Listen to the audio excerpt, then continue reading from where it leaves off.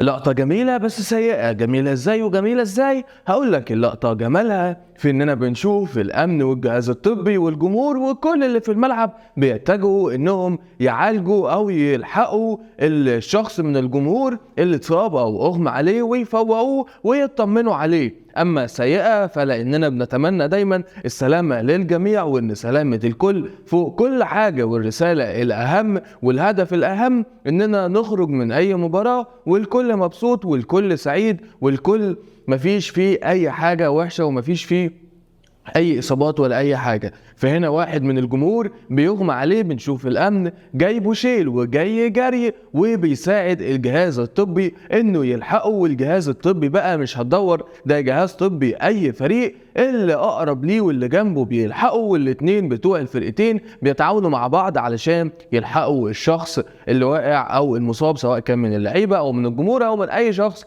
على ارض الملعب. وشفناها كتير جدا في حالات كتير الفتره الاخيره. اكيد طبعا بنتمنى ان الكل يكون كويس، ما يكونش فيه اي حاجه وحشه لاي حد موجود على ارض الملعب. كرة القدم بنستمتع بيها، بنتبسط بيها، بنشجع، كرنفال جميل جدا، ما نتمناش ابدا انها تكون سبب في اصابة اي حد او انها تتسبب لاي شخص باي حاجة وحشة. فمن وجهة نظري دي لقطة المباراة، ومن اجمل لقطات المباراة دايما اننا بنشوف التكاتف لانقاذ روح بشرية او لانقاذ اي شخص مغمى عليه او ايا كانت اصابته. نتمنى دايما ان الكل يكون كويس وما يكونش فيه اي حاجة وحشة تعمل اصابة لاي شخص. دي حاجة ما نقلتهاش الكاميرات او ما جاتش على البث المباشر، ولكن حبينا ننقلها ليكو ونقول لكم اننا ايا كان الواننا، ايا كان انتمائنا، ايا كان كل واحد في وادي وفي عالم وليه هدف معين، في الاخر كلنا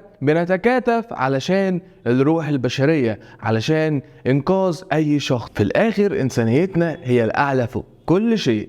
فشابوه لكل اللي كانوا في اللقطة دي، الجهاز الطبي ورجال الامن والجمهور اللي بدأ يسقف ليهم كتحية على اللي هم عملوه.